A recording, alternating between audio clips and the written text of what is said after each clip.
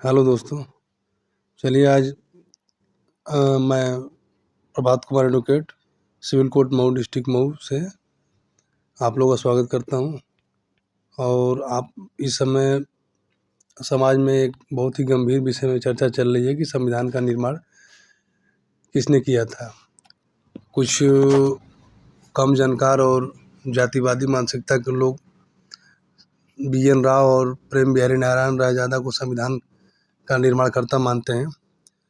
तो वास्तविक संविधान जो आज की डेट में 395 अनुच्छेद और 12 अनुसूचियाँ हैं, संविधान बनने के समय में जो है संविधान में 395 अनुच्छेद और 8 अनुसूचियाँ थीं। तो हम जानेंगे कि वास्तविक उस संविधान का निर्माण कैसे हुआ और वास्तविक निर्माणकर्ता कौन है। तो आप लोगों के सामने सारे डॉक्यूमेंट्री एविडेंस हैं जिस पे आप लोग भी अध्ययन करके विचार कर सकते हैं। हम शुरू करते हैं। अब सबसे पहला हमारा प्रश्न है, संविधान का निर्माण कैसे हुआ। संविधान का निर्माण कैसे हुआ, ये उत्तर आप लोगों के सामने है।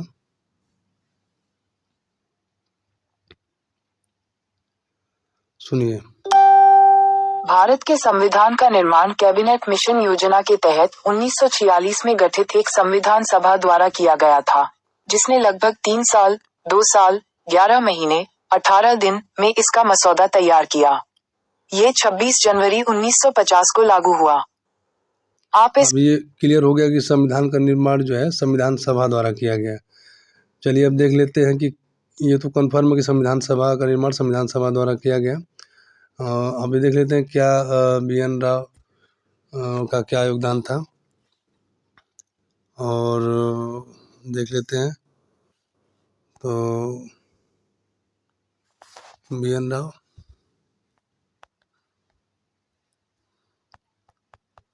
देख लेते हैं कि संविधान सभा में BN राव का क्या योगदान था।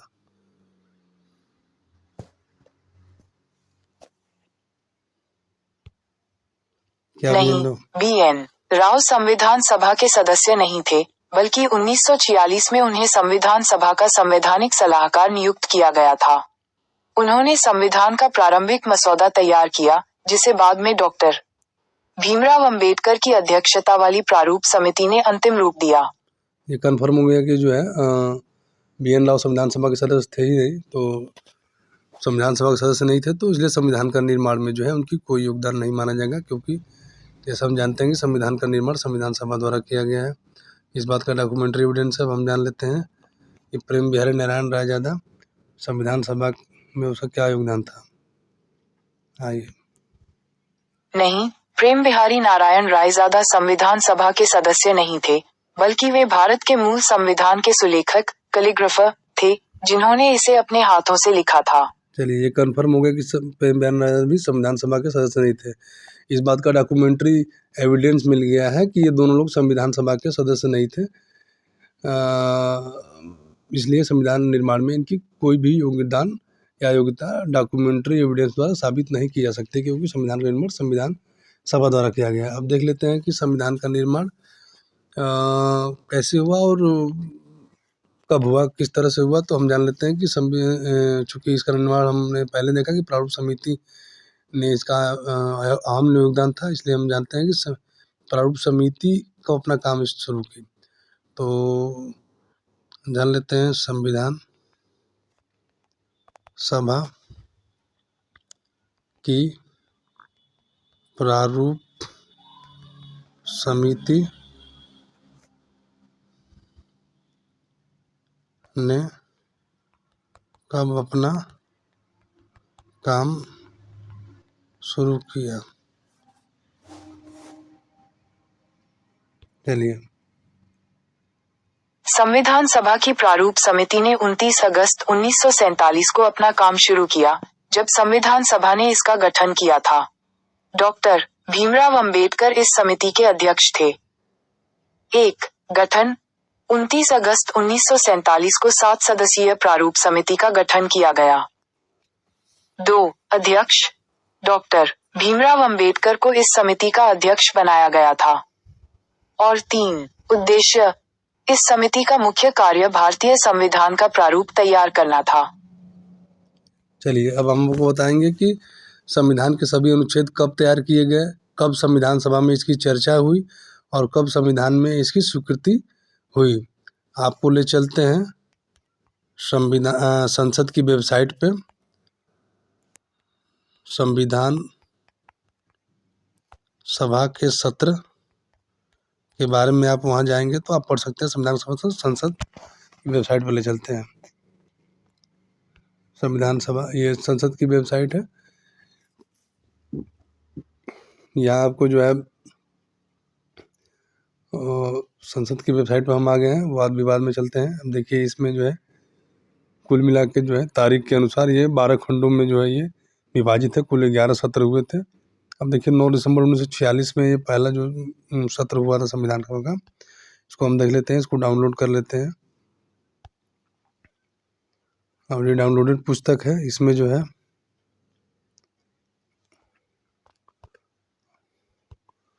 हम देख लेते हैं। देखिए ये है भारतीय विधान परिषद के वाद विवाद की सरकारी रिपोर्ट। ये एक सरकारी पुस्तक है और इस पुस्तक में जो है स्पष्ट लिखा हुआ है। देखिए इसमें प्राकथन पढ़ते हैं, प्राकथन में थोड़ा सा पढ़ते हैं, यहाँ से पढ़ते हैं। इस पुनः मुद्रण को परामर्श करने हेतु अधिक उपयोगी और आसान बनाने के लिए भारत के संविधान के अनुच्छेदों प्रारूप संविधान में संगत खंडों तथा संबंधित अनुच्छेदों पर चर्चा एवं अनुमोदन की तिथियों को दर्शाने वाला एक सारणीबद्ध विवरण शामिल किया गया है। यह विवरण पुस्तक संख्या 1 के प्रारंभिक पृष्ठों पर उपलब्ध है। ये देखिए हम प्रारंभिक पृष्ठ ही पढ़ रहे हैं पुस्तक संख्या 1 का।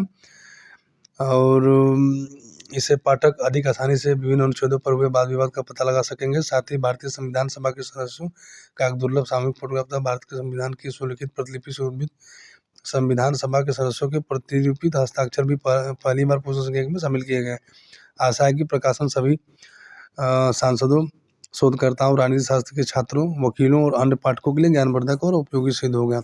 नई दिल्ली, जुलाई 2015, श्रावण 2037। अनूप मिश्रा महासचिव हैं, लोकसभा के महासचिव हैं। 2015 में इन्होंने ये जो है रिटायर्ड है, ये सॉरी IAS अधिकारी थे और लोकसभा के महासचिव थे जिन्होंने ये सरकारी पुस्तक जो है संविधान सभा के सत्र का तृतीय मुद्रण 2015 किया हुआ है। ये पुस्तक 4000 रुपये में आप लोगों को मिल जाएगी। देखिए लोकसभा सचिवालय कॉपीराइट 2015 लिखा हुआ है।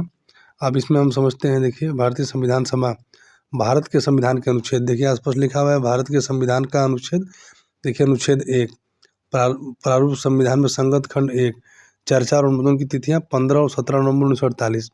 इसका मतलब ये है अनुच्छेद 1 पर चर्चा कब हुई? 15 नवंबर 1948। अनुमोदन कब हुआ? 17 नवंबर 1948 को।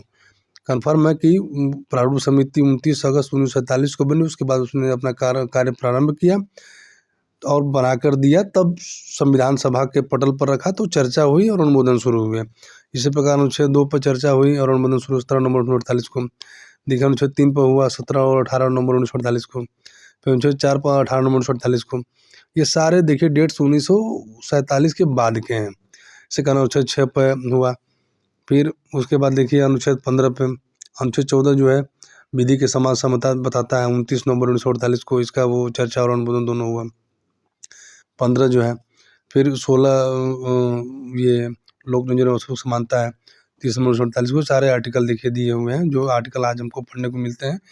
आप ये सारे आर्टिकल पढ़ सकेंगे। सबका देखिए किसी का सब 1948 48 48 48 सारे 1929 1947 प्रारूप समिति बनने के बाद सारे संविधान सभा के पटल पर चर्चा के लिए रखे गया और सबका अनुमोदन उसी समय हुआ। देखिए फिर आर्टिकल 123 है, राष्ट्रपति के अध्यादेश जारी करने की शक्ति है। देखिए 23 मई 1949 को इसका हुआ। देखिए सारे आर्टिकल 155 56 31 मई 1949 30 31 मई 1949 157 अनुच्छेद है। ये सारे अनुच्छेद कुल मिला के 395 अनुच्छेद है। सब आप देखते जाएंगे। सारे के सारे जो है देखिए 30 जुलाई 1949 और 1 अगस्त 1949 से 197 आर्टिकल है। ये सारे के सारे आर्टिकल देखिए 233 250 251 252 ये सारे आर्टिकल जो है सब के सब अगस्त 1949 अक्टूबर 1949 फिर कुछ 1948 ये सारे के सारे उस समय चर्चा और उसका जो है अनुमोदन शुरू हुए। 349 आर्टिकल देखिए 12 13 14 सितंबर 1949 को। फिर ये सारे के सारे 380 देखिए अनुच्छेद 381 82 देखिए 392 93 95 अनुच्छेद 17 अक्टूबर 1949 को। ये कन्फर्म हो गया इस पुस्तक से। अनुसूचियाँ देखिए, अनुसूची 1, अनुसूची 2, अनुसूची 8 तक है, सब के सब 14 और 15 अक्टूबर 1949, 11 और 12 अक्टूबर 1949, 26 16 अक्टूबर 1949। हम इस पुस्तक के मुद्रण से और इस ये डॉक्यूमेंट्री एविडेंस है, सरकारी पुस्तक है, इससे ये सिद्ध हो जा रहा है कि ये भारतीय संविधान के अनुच्छेदों पर कब चर्चा हुई और कब उनका अनुमोदन हुआ। इससे साबित है कि प्रारूप समिति ने ही जो है ये संविधान बनाने के बाद, संविधान सभा के पटल पर रखा 29 अगस्त 1947 के बाद, तैयार करने के बाद सारी चर्चाएं हुई। तो इससे कन्फर्म हो गया कि भारतीय का जो आज का संविधान हम देख रहे हैं, उस संविधान प्रारूप समिति द्वारा तैयार किया गया है और उसके बाद उसकी चर्चा हुई। डेट से ये बातें कन्फर्म है। अब हम समझ लेते हैं कि प्रारूप समिति में कौन कौन लोग शामिल थे और किन किन लोगों ने जो है इसमें योगदान दिया हुआ है प्रारूप समिति संविधान को बनाने में। संविधान के प्रारूप समिति के अध्यक्ष कौन थे? ये तो अध्यक्ष हो गया।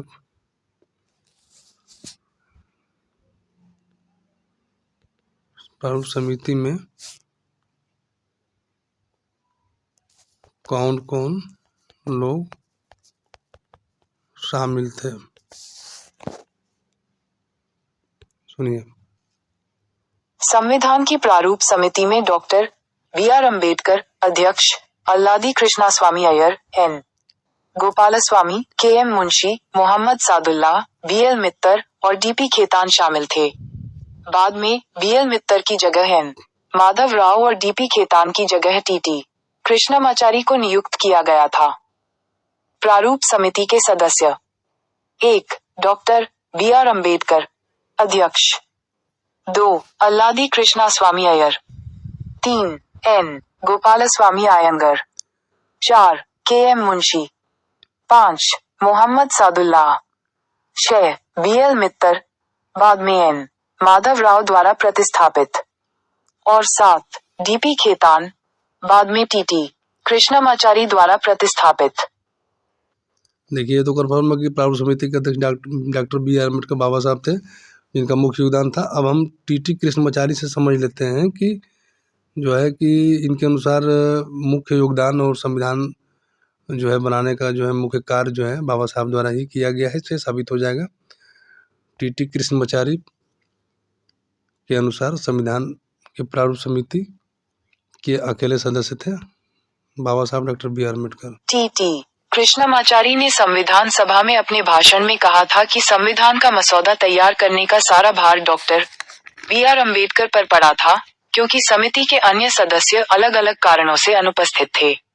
उन्होंने बताया कि समिति के 7 सदस्यों में से एक ने इस्तीफा दे दिया था, एक की मृत्यु हो गई थी, एक अमेरिका में थे, एक रियासत के कामों में व्यस्त थे और कुछ अन्य सदस्य स्वास्थ्य कारणों से उपस्थित नहीं हो सके। इसलिए बाकी सदस्यों की अनुपस्थिति में ये सारा काम डॉक्टर अम्बेडकर के ही कंधों पर आ गया था और कृष्णमाचारी ने इसके लिए उनकी सराहना की। 1. संविधान का मसौदा तैयार करने का भारी काम।